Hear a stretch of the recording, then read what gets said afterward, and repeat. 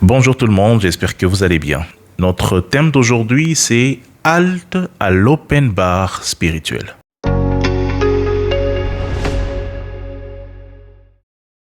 Aujourd'hui, nous allons parler d'un phénomène de mode qui fait des ravages discrets dans nos vies chrétiennes. Ce phénomène, c'est le mixage. Vous savez, de nos jours, on adore faire des cocktails de croyances, consciemment ou inconsciemment. On prend un peu de ceci, un peu de cela, on s'écoule et tout et on s'écrit sa propre vérité sur mesure. Mais soyons clairs et précis dès le départ. En matière de spiritualité, le mixage n'est jamais bon. C'est même le moyen le plus sûr de s'égarer. Aujourd'hui, je vous propose de redessiner les frontières et de comprendre pourquoi, en tant que chrétien, votre foi n'est pas un buffet à volonté où tout est permis. Non. Et nous allons développer cela en 3 petits points, comme d'habitude. C'est parti. La première chose, je vais faire appel à votre logique, parce que chaque système a son mode de fonctionnement. Regardons un instant autour de nous pour comprendre comment fonctionnent les différents systèmes de pensée. Prenez un athée par exemple. Un athée pur et dur ne croit pas aux réalités spirituelles. Pour lui, qu'importe le nom qu'on donne à Dieu, qu'on parle d'ange ou de démon, cela n'existe pas. Pour lui, tout est matériel, tout est tangible et tout doit être interprété au travers le prisme de la science. C'est radical, mais c'est cohérent avec sa vision du monde. Un deuxième exemple, prenons un bouddhiste. Il adhère à sa propre spiritualité. Il ne croit pas évidemment en la théologie chrétienne. Pour lui, ces bouddhistes, la réalité spirituelle est dictée par ce qui est écrit dans ces textes sacrés. Si une idée n'y figure pas, elle n'existe tout simplement pas dans son radar spirituel. Puis, évidemment, il y a des spiritualités fourre-tout. Celles qui mélangent mysticisme, l'ésotérisme, les développements personnels, les énergies, etc. Un vrai désordre de croyances où tout est vrai et où, par conséquent, plus rien ne l'est. Maintenant, revenons à ce qui nous concerne. Le christianisme n'est pas dans cette catégorie-là. Le christianisme fait partie de ce qu'on appelle des religions fermées. Qu'est-ce que cela veut dire? Cela veut dire qu'en dehors de notre livre sacré, la Bible, aucune autre source ne peut nous révéler une vérité spirituelle. Jean 17 nous dit « Ta parole est la vérité ». Nous n'avons donc qu'une seule source, une seule révélation. Si la Bible ne nous les dit pas, comme on est cohérent dans cette religion fermée, cela n'existe pas pour notre foi. C'est la logique même de notre engagement de chrétien. Nous avons vu comment chaque système de pensée a sa cohérence interne. Pour nous, la révélation est complète, elle est bouclée, elle est terminée. Notre vérité est délimitée. Elle est délimitée. Alors pourquoi je vous en parle? Pourquoi cette introduction est importante? Ça nous emmène à notre deuxième point. On voit de plus en plus de croyances extérieures s'infiltrer chez les chrétiens et être acceptées comme des évidences alors que la Bible n'en dit absolument rien.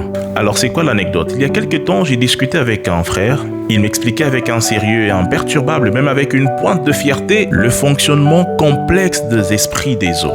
Il m'expliquait comment les sirènes fonctionnent. Il me décrivait leurs tactiques, comment il fallait les combattre. Je l'ai arrêté et je lui ai posé une question toute simple. D'où tiens-tu tout ça? Comment sais-tu que ça existe et que ça fonctionne exactement comme ça? Il m'a répondu, mais c'est évident. Il y a des tas de témoignages d'ex-sorciers, des confessions écrites, des vidéos des séances de délivrance où il y a des témoignages des personnes délivrées qui racontent comment ça se passe. Alors j'ai décidé d'utiliser l'ironie et je lui ai dit, tu sais, moi aussi j'ai déjà entendu des témoignages très sérieux comme ça. Des ex-sorciers qui racontaient comment les arbres que nous voyons dans les rues se mettent à marcher la nuit pour aspirer l'énergie des gens distraits. Ma source, un témoignage aussi. Il a rigolé, il a compris le décalage. Et je lui ai dit, tu vois, en quoi le témoignage de ton ex-sorcier est-il plus vrai et plus crédible que le témoignage de mon ex-sorcier à moi avec les arbres marcheurs? Comment fais-tu le tri? Qui te dit que le témoignage de ton sorcier n'est pas en réalité une illusion que le diable lui a fait voir, le père du mensonge? 1 Timothée 4,7 nous dit « Rejette les fables profanes et absurdes ». Paul interdit explicitement les récits mystiques et non bibliques. 2 Corinthiens 11,14 nous dit « Satan lui-même se déguise en ange des lumières ». C'est pour dire que les témoignages spirituels peuvent être des illusions, peuvent être des montages, de la science-fiction, un film, et on n'a jamais aucun moyen pour vérifier cela. Et donc, comme la Bible ne l'enseigne pas, ce n'est pas une vérité. Point final. Si cela te dérange, oui, parce que ça peut te déranger et tu en as le droit. Alors il faut simplement changer de religion, adopter un autre système de pensée, un système qui sera en cohérence avec ce que tu as envie de croire. C'est que tu prends pour vrai dans le monde spirituel et que la Bible n'enseigne pas. Il faut donc être courageux, il faut être cohérent. Parce que pour nous chrétiens, nous savons que le diable adore inspirer des récits spectaculaires pour détourner les croyants de la Bible. Il veut que la foi repose sur des sensations, des visions, des expériences, des témoignages plutôt que la parole. Alors pourquoi? Et c'est notre troisième et dernier point, parce qu'il sait que mélanger, c'est dénaturer.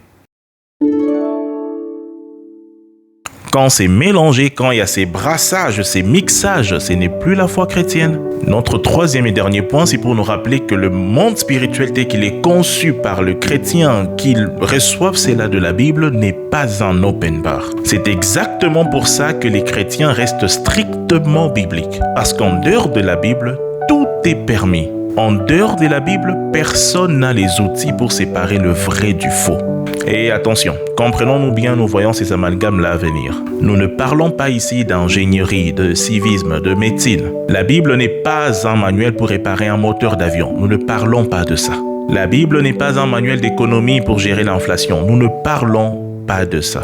Pour des choses matérielles, nous utilisons la science, la culture générale, il n'y a aucun problème. Mais quant au domaine spirituel, le seul et l'unique référent du chrétien, c'est la Bible.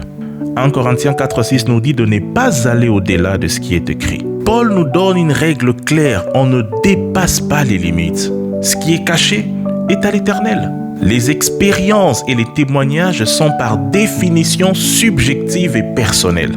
Ils ne peuvent en aucun cas apporter de nouvelles informations sur le monde spirituel. Par logique et par doctrine, nous n'avons aucun moyen, et aucun droit d'ailleurs, mais déjà nous n'avons aucun moyen de vérifier ce que la Bible ne nous renseigne pas sur le monde spirituel. Si on commence à ouvrir la porte à ce qui n'est pas écrit, c'est l'open bar spirituel. Et c'est exactement le piège du diable. Vous avez vu par rapport à l'anecdote de ma conversation avec le frère, il avait nécessairement besoin de sortir de la Bible pour justifier ce qu'il disait. Il avait besoin de réduire la Bible comme la révélation complète pour pouvoir justifier ce qu'il avait envie d'avancer. Sans cela, il ne s'en sortait pas.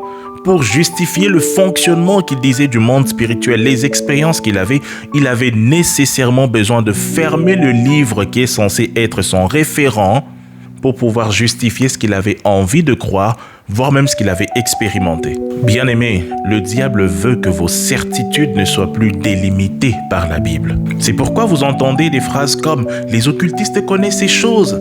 Les autres religions connaissent déjà ces vérités, mais pour nous chrétiens, toutes les autres croyances et religions du monde sont dans la perdition. Le salut est en aucun autre nom que le nom de Jésus-Christ, que dans l'évangile tel qu'il nous l'est présenté dans la Bible. Donc, tous ceux qui croient autre chose, pour nous chrétiens, ils sont obligatoirement perdus. Nous marchons sur la fondation des apôtres. Éphésiens 2:20 nous dit que nous sommes édifiés sur le fondement des apôtres et des prophètes. La fondation a été fixée, elle est solide, elle est stable, elle ne bouge pas. On ne rajoute même pas de nouvelles couches. Posez-vous cette question sincèrement dans votre cœur. Si les apôtres revenaient aujourd'hui, est-ce que certaines de vos réalités spirituelles, certaines de vos explications, certaines de vos pratiques spirituelles, est-ce qu'ils y comprendraient quelque chose? Est-ce qu'ils ont fait ça? Ou est-ce que les apôtres vont retrouver un mélange étrange des superstitions, des croyances, des folklores qui ont été mélangés à l'évangile? Galates 1:8 nous dit « Même un ange venu du ciel, s'il annonce un autre évangile, qu'il soit anathème. » Quelle religion radicale! Le christianisme est radical. Un ange descendu du ciel peut venir nous raconter autre chose, mais dans notre livre sacré, il est marqué que nous ne croyons en rien d'autre que ce qui a été déjà écrit. En conclusion, bien-aimés, je vais nous dire ceci. Restons dans les périmètres de la parole. Restons dans les périmètres de la parole. Une croyance, une doctrine ou une méthode de combat spirituel qui nécessite que tu puisses délaisser la Bible n'est pas pour toi si et seulement si tu es chrétien. Ne laisse personne cartographier ton monde spirituel par ses rêves, par ses visions, par ses témoignages. Tu n'as aucun moyen de vérifier cela. Dieu nous a donné dans sa parole tout ce qu'il nous faut savoir de manière exhaustive, de manière limitée sur le monde spirituel. Et cela est plus que suffisant pour notre victoire. Bien-aimés, restez ancrés, restez bibliques. Cela sera de plus en plus un défi. Restez chrétiens. Merci de m'avoir écouté. Si cet enseignement vous a béni, partagez-le pour protéger la foi d'un frère ou d'une sœur. Et surtout, n'oubliez pas de vous procurer le livre La sanctification par la peur. Il est disponible. Il vous permet de dépoussiérer votre vie chrétienne de tout ce que le légalisme et la manipulation religieuse avaient installé. Achetez, procurez-vous le livre La sanctification par la peur. Vous pouvez être livré n'importe où en RD Congo et c'est également disponible sur Amazon et toutes les autres librairies francophones. Soyez bénis.